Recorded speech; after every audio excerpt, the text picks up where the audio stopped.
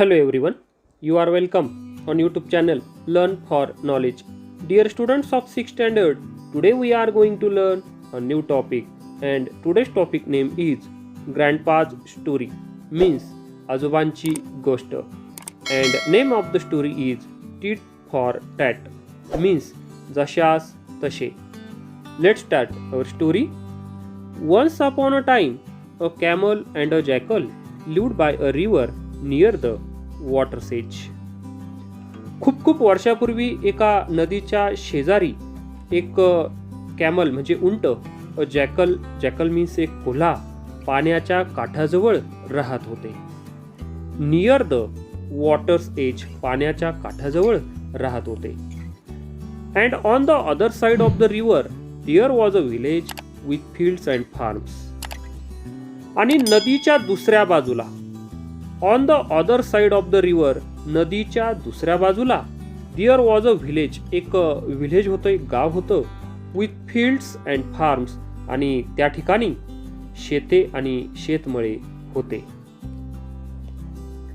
The jackal was very clever. तो कोल्हा खूप हुशार होता. व्हेरी क्लेवर म्हणजे खूपच हुशार होता. He tried to play a trick on his friend camel who was happily munching away his food.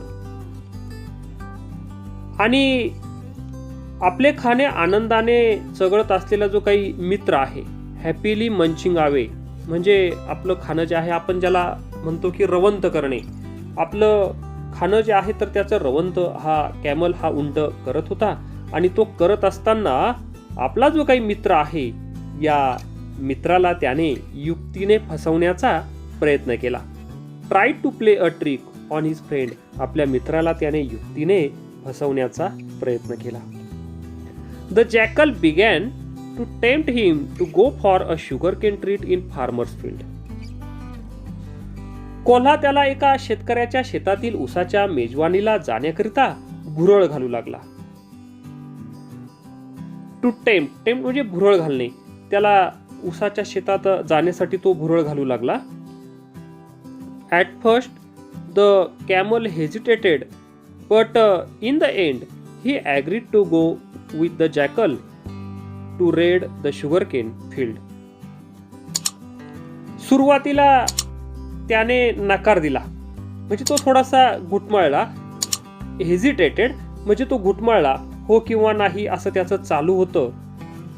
But in the end परंतु अखेरीस शेवटी ही ॲग्रीड त्याने मान्य केलं to go with the jackal to raid the sugarcane field. आणि त्याने शेवटी कोल्ह्याबरोबर जाऊन ऊसाच्या शेतावर धाड घालण्याचे मान्य केले किंवा कबूल केले.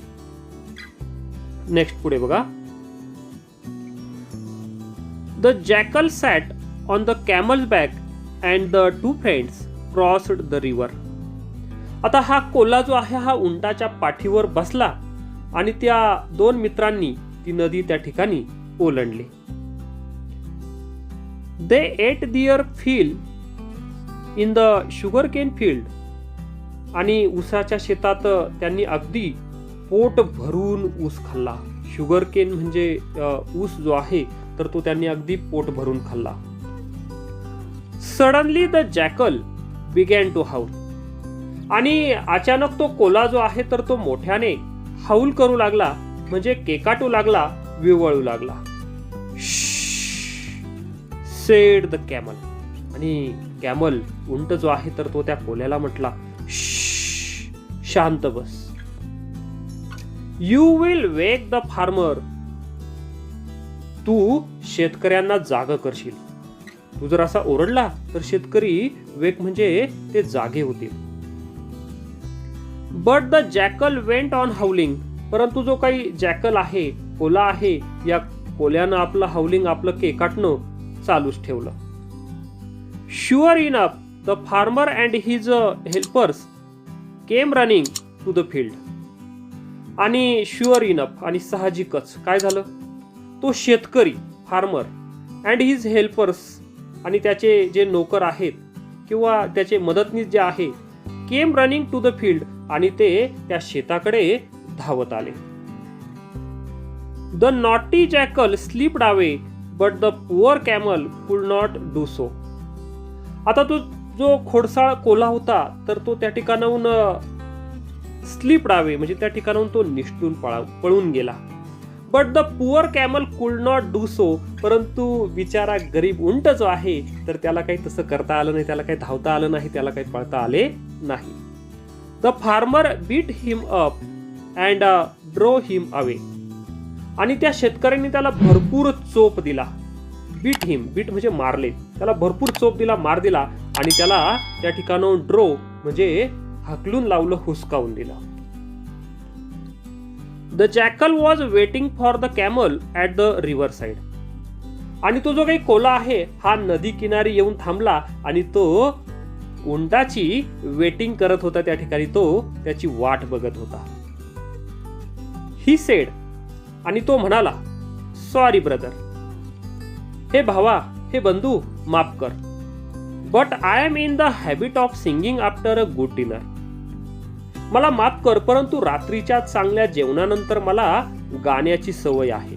गाणं म्हणण्याची मला हॅबिट आहे, म्हणजे सवय आहे. I hope you didn't mind it much. आणि मला वाटते ते फारसे मनाला तू लावून घेतलेले नसावेस, असा हा कोल्हा त्या उंटाला म्हणाला.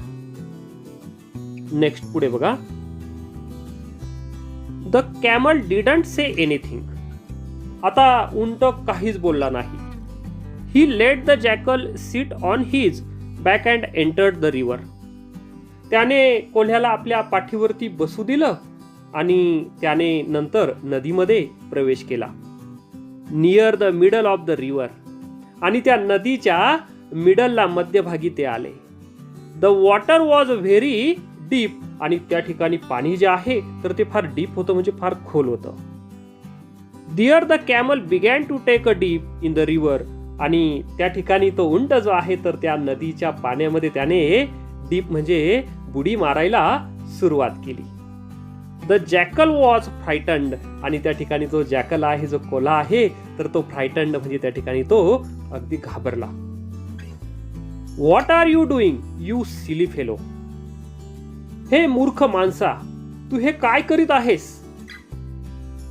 R you trying to drown me. तुम्हाला बुडवण्याचा प्रयत्न करीत आहेत का? तुम्हाला बुडवण्याचा प्रयत्न करत आहेस का? ड्रॉन म्हणजे बुडविणे. तुम्हाला बुडवण्याचा प्रयत्न करतोय का? No brother said the camel. आणि उंट म्हणाला, नाही बंधू, नाही भावा. It just that I am in the habit of taking a dip in the river after a good meal. चांगल्या जेवणानंतर मला नदीत बुडी मारण्याची सवय आहे, असा हा उंट त्या कोल्ह्याला म्हटला. I hope you don't mind. आणि मला अशी आशा आहे तुला वाईट वाटले नसेल. The naughty jackal learn his lesson. आणि जो काही नॉटी जॅकल आहे, खोडसाळाचा कोल्हा जे आहे, या कोल्ह्याला चांगलाच लेसन, चांगलाच धडा त्या ठिकाणी मिळाला. ही never trouble the camel again. आणि त्याने त्या उंटाला पुन्हा कधीही त्रास दिला नाही. म्हणजेच या ठिकाणी आपण बघितलं की जो काही कॅमल आहे तर तो त्या कोल्ह्याबरोबर जशास तसे वागला. टिट फॉर टॅट या वृत्तीने तो वागला. आपणास जर हा व्हिडिओ आवडला असेल तर लाईक करा, कॉमेंट करा आणि चॅनल जर सबस्क्राईब केलेलं नसेल तर चॅनलला सबस्क्राईब करा. Thank you very much for watching this video.